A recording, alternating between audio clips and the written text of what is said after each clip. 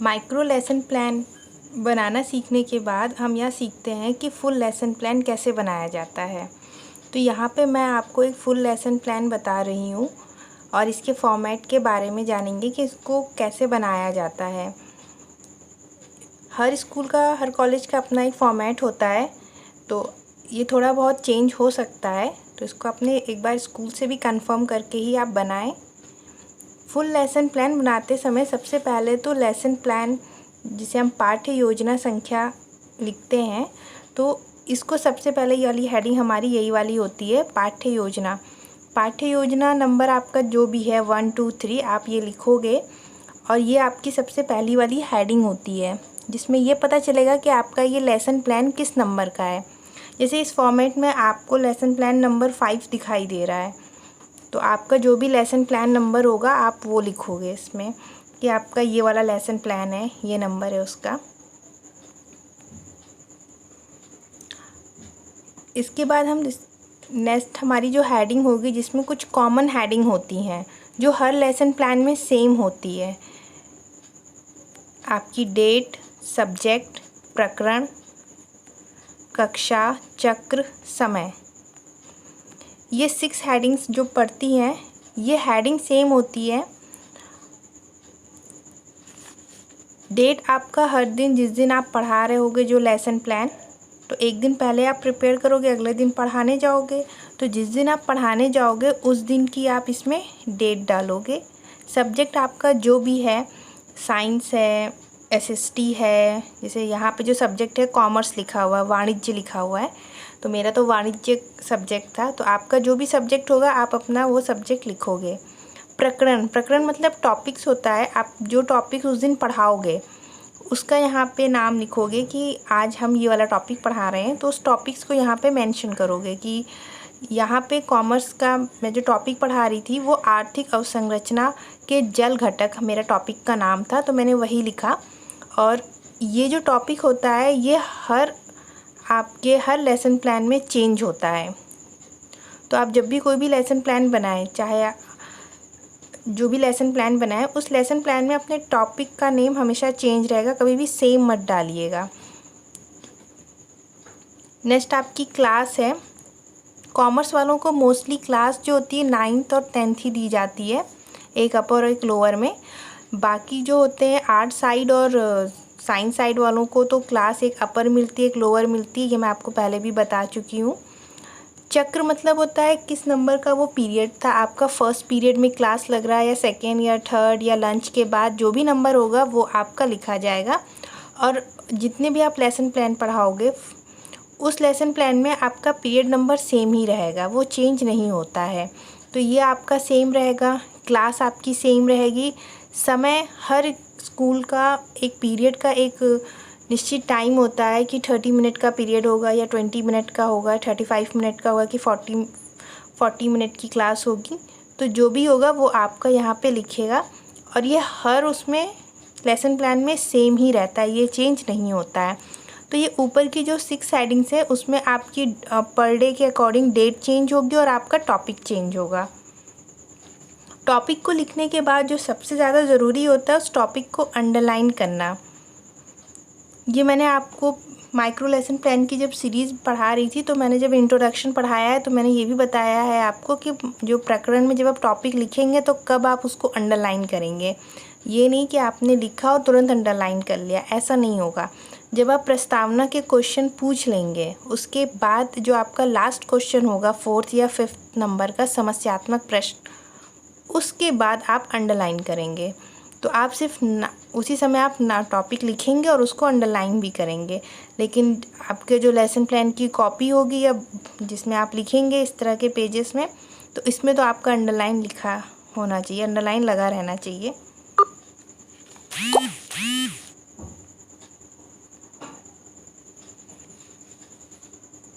Underline जब आप लगाते हो, जब आपके लेसन प्लान की जो पूरी फाइल चेक होती है, अंडरलाइन आपकी जो होती है, ये एग्ज़ामिनर ज़रूर देखता है कि आपने हर लेसन प्लान में अपनी अंडरलाइन लगाई है या नहीं लगाई है, प्रकरण में अंडरलाइन किया है या नहीं। यही उसका प्लस पॉइंट होता है आपका, कि अगर आपने लगाया है तो आपको उसके मार्क्स मिलते हैं, नहीं लगाया है तो मार्क्स कट हो जाते हैं। हर टॉपिक्स को पढ़ाने से पहले कुछ सामान्य उद्देश्य भी होते हैं। ये सामान्य उद्देश्य हेडिंग पड़ेगी। इसके बाद हमारी जो हेडिंग पड़ेगी वो सामान्य उद्देश्य होगी, और ये जो होगी, जो भी हम टॉपिक पढ़ा रहे होंगे उसके कुछ सामान्य उद्देश्य होंगे।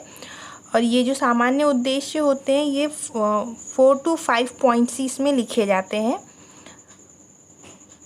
सामान्य उद्देश्य आप किस वजह से मतलब टॉपिक पढ़ा रहे हैं, आपका बेसिक उद्देश्य क्या है इस टॉपिक्स को पढ़ाने के लिए, तो इन चीज़ों को आप इस पॉइंट वाइज लिखेंगे। मैं आपको इसके बाद एक सीरीज़ दे दूँगी, उसमें 10 से 12 सामान्य उद्देश्य मैं आपको बता दूँगी। यही सामान्य उद्देश्य आप अपने लेसन प्लान के अकॉर्डिंग सेट कर सकते हैं कि आपका जो भी टॉपिक्स है उसी के अकॉर्डिंग आप अपना सामान्य उद्देश्य सेट कर सकते हैं। यहाँ पे मैंने 4 सामान्य उद्देश्य यहाँ पे बताए हैं, तो ये 4 से 5 हो सकते हैं। उसके बाद आपका जो नेक्स्ट हेडिंग होगा वो होगा विशिष्ट उद्देश्य। विशिष्ट उद्देश्य जो होगा ये हमारे उस टॉपिक से रिलेटेड ही हमें लिखने होते हैं। और विशिष्ट उद्देश्य में 2 मेन उद्देश्य होते हैं, एक ज्ञानात्मक होता है और दूसरा जो आपका उद्देश्य होता है वो होता है बोधात्मक उद्देश्य। ये एक ज्ञानात्मक होगा, एक बोधात्मक होगा।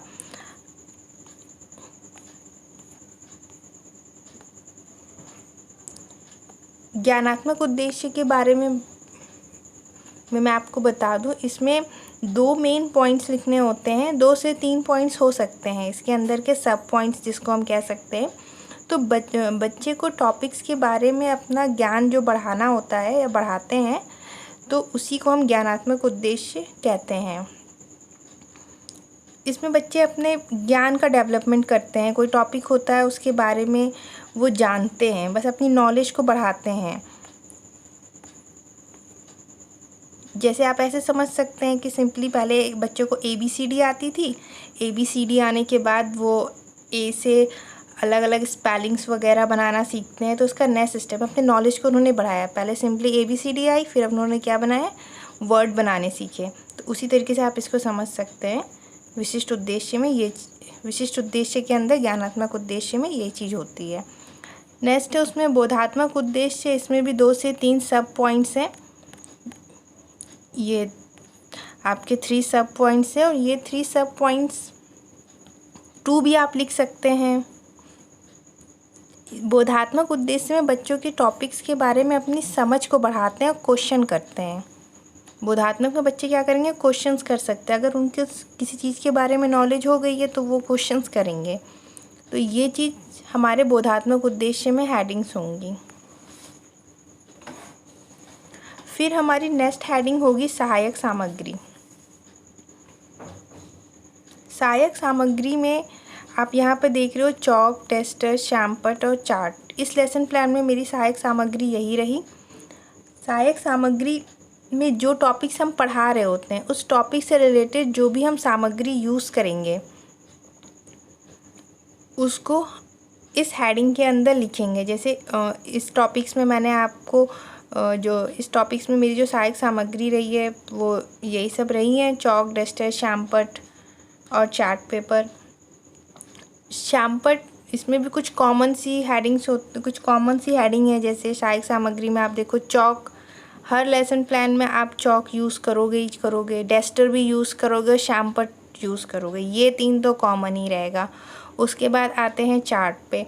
तो कुछ कुछ जो टॉपिक्स होते हैं वो आप चार्ट के थ्रू बताओगे बच्चों को, कुछ टॉपिक्स आप मॉडल बनाओगे, कुछ आप प्रेजेंटेशन दे दोगे किसी कंप्यूटर स्लाइड का यूज़ करके PPT के ज़रिए। तो यहाँ पे हम उसे उस हेडिंग में उसको मेंशन कर देंगे। अगर हम मॉडल यूज़ कर रहे हैं अपने टॉपिक को पढ़ाने के लिए तो मॉडल लिखेंगे, अगर चार्ट यूज़ कर रहे हैं तो चार्ट लिखेंगे। इतना लिखने के बाद हम लिखेंगे इसमें पूर्व ज्ञान की हेडिंग डालेंगे। पूर्व ज्ञान की हेडिंग आपको नाम से ही पता चल रहा है, पूर्व मतलब पहला होता है, यानी कि पहले से जिसके बारे में पता हो। तो कोई भी टॉपिक जब हम पढ़ाएंगे तो उसके बारे में बच्चे को पहले से पता तो होगा ही, थोड़ा बहुत तो पता ही होगा। तो इसी से रिलेटेड ये जो हेडिंग्स होगी इसमें बस जो टॉपिक का नाम लिखा है ना, आर्थिक अवसंरचना के जल घटक, इस टॉपिक्स के अलावा इसको चेंज करके जो भी आपका टॉपिक होगा बस वहाँ पे वो टॉपिक लिख देंगे। बाकी सब कुछ सेम रहता है इसमें कि छात्र डैश के विषय में पूर्व ज्ञान रखते हैं। तो डैश जहाँ पे मैंने बोला है वहाँ पर उस टॉपिक्स का नाम लिख देंगे, जो भी हमारा टॉपिक होगा वो लिख लेंगे। ये हेडिंग कॉमन रहेगी और इतना ही इसमें मतलब लिखना है। इसके नेक्स्ट वीडियो में मैं आपको बताऊंगी ये वाला प्रस्तावना प्रश्न, इसको कैसे करना है ये मैं आपको बताऊंगी इसके नेक्स्ट वीडियो में।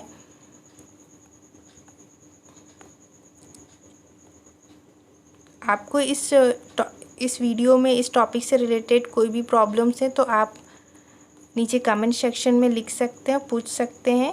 पाठ्य योजना, सामान्य उद्देश्य, विशिष्ट उद्देश्य, सहायक सामग्री, पूर्व ज्ञान से रिलेटेड कोई भी क्वेरी होगी आपकी तो आप कमेंट सेक्शन में लिख करके पूछ सकते हैं। मैं आपके नेक्स्ट उसमें आपको इसका एक्सप्लेन कर दूँगी।